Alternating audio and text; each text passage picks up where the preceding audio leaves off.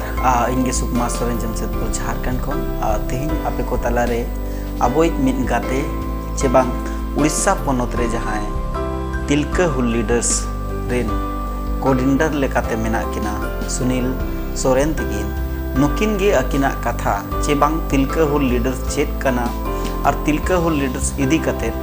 चेत चेत को किन कमी कना चे बांग चेत लेका बन कमिया नोआ को इदी कते मिद बार कथा किन लय सदोरा और आपे को तलारे कथा किन दोया दिला उनकिना कथा बन आजमा अकिना चेत उहर और चेत दिसे कना समाज सावता बांचाव लगी चे बांग समाज सावता लगी सानाम को जोहार बोली सुनील सोरेन ओडिशा पनत मयूरभंज जिला खुली मिनिया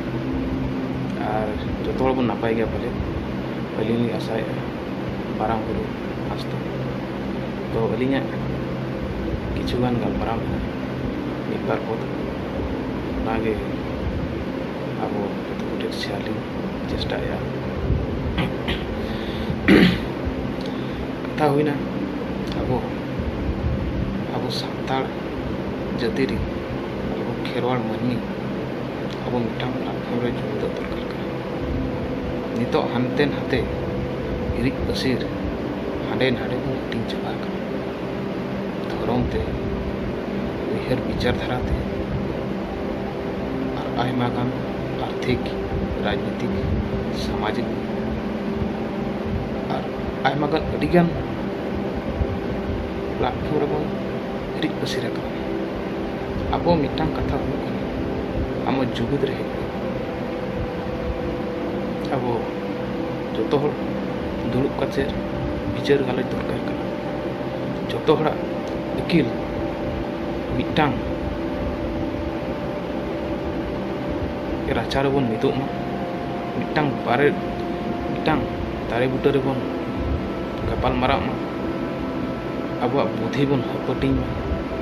तो ओना लगी चाहे संगठन माध्यम थे चाहे सामाजिक माध्यम थे चाहे आर्थिक माध्यम थे जो माध्यम ते अब मिदु दरकार चिकाते अब सानताल जाति आदिवासी रे थर्ड लार्जेस्ट पॉपुलेशन कना ओडिशा झारखंड वेस्ट बंगाल बिहार नेपाल भूटान बांग्लादेश गोटा के बन पसना तो अब इंडिया रे तो बन सांगे गया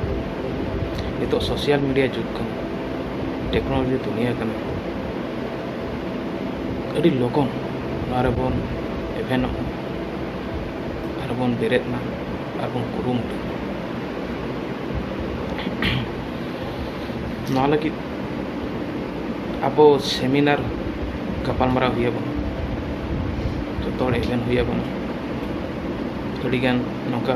वीडियो कॉन्फ्रेंस ते बकान व्हाट्सएप ते बकान जहाना ते अब विचार बन शेयर में तोड़ सा अड़ी नापायोआ और अड़ी लागे बन जुमिदोआ और जुमिद अड़ी लगती कना चिकाते गोटा पास्टा ते बन कचलोदो कना धर्म ते रिजर्वेशन ते आईन ते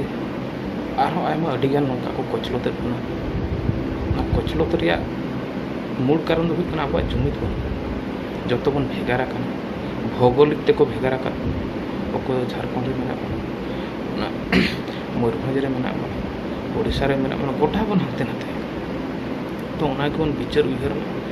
उनका के अब मिटा मेना DHL ग्रुप तिलका हुल लीडर्स लास्ट ईयर लिंग चलावा सेमिनार को हुईना अड़ी नपाय ते हुईना अड़ीगान ओडे जानकारी बुझावेना ओडे खन जानकारी बुझाइनते दिन गे लिंग समय लिंग एमिया ओना पछले रे चेक कना अब नागाम चेक ताहेना चेक लेका अब फ्रीडम फाइटर को ताहे चेक लेका अब स्ट्रगल ले अब हिस्ट्रिकल बैकग्राउंड चेक ताहे कना अब बन कोई कना चेक चिका को भेगारा कर चेक चिका होड़ अड़ी हिन नजर को नेले बना चेक आखवा ओना मकसद मेना उद्देश्य चेक मेना चेक चिका उना बन लड़ाई कना चेक चिका अब गलमारा मेन स्ट्रीम मीडिया रे गलमारा नोआ को ओंडे खंद्रम और एक स्ट्राइक ओना स्ट्राइक पर नोआ पछले रेलिंग ट्रेस जिनिस चेक चिका कना और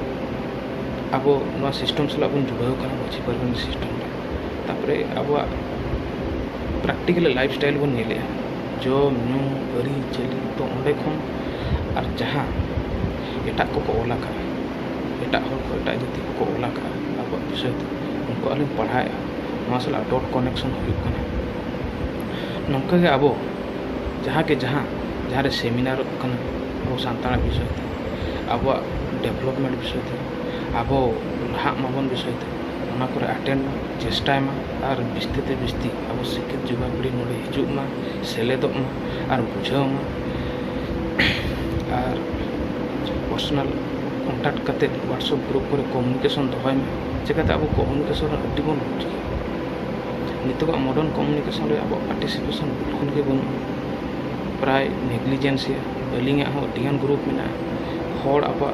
बेसिक उद्देश्य रे गपालमाराव बांग कते एटा कोगे बन गालमाराव कना नौका के जो वीडियो हो बना और अपना अपना राय कथा गालमाराव और जरूरी कना नितोग टाइम रे और नौका के अडिगान वीडियो ले हुआ और अब अडिगान टॉपिक इदी करते मिटा 5 मिनट 7 मिनट वीडियो बना करते हर बन एवेंट को और जो हर बन मिदुमा और विचार धारा मिदुमा नवा के अलिया आशा विश्वास कर